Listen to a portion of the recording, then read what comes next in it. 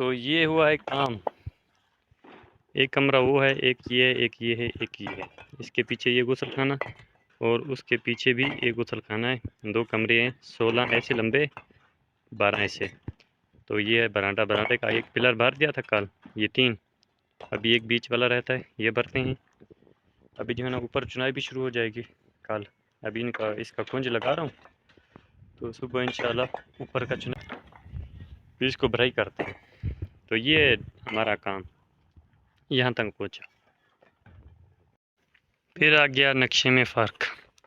हाँ जी, तो एक कमरा इधर वो डाल रहे हैं इस ईंट तक, तो एक कमरा यहाँ पर और बन रहा है। ये हो गया स्टोर रूम, इसमें कोई सामान वगैरह, और उधर से बनेगा किचन। हाँ जी, काम क्यों नहीं करता तू। और यहाँ से फिर 14 फीट बाहर बाहर से ऐसे 12, उधर भी दीवारें 3-3। तो नक्शे में फिर फ़र्क आ गया। तो यहाँ तक हमारे छत कमरों की। तो ये दूसरे कमरे की छरी भी शुरू हो गई, एक कमरा फाइनल होने वाला है। तो आज ये बीम भी भर दिया, पीछे वाले बीम भी भर दिया। कॉलम कितने कॉलम थे, 3 पीछे थे, एक आगे वाला। तो ईंट भी डाल रहे हैं इस कमरे में। हुई हुई। तो ये भर दिया हम लोगों ने कॉलम, ये वाले।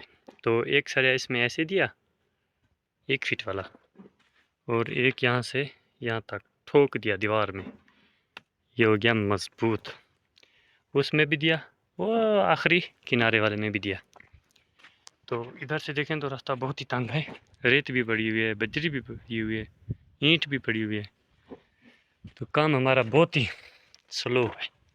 क्यों स्लो है पता नहीं, क्यों स्लो है, कोई चाल नहीं होती। ये बन गया स्टोर का सूरत हाल। इसके बुनियाद का लेवल हो गया बरामदे के फर्श से 1 फीट नीचे 2 स्टेप देंगे 6-6 इंच वाले। तो ये हो गया स्टोर, सामान रखने के लिए।